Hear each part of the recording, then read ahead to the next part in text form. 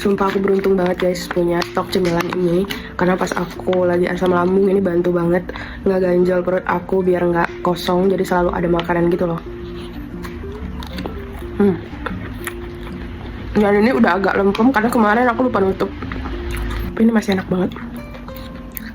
Dia tuh ada kandungan oatmeal, keju, cheddar, terus juga mentega, sorghum. Ini enak banget sih, bukan kayak makanan sehat. Ini bener kayak biskuit yang ya udah aja gitu, enak.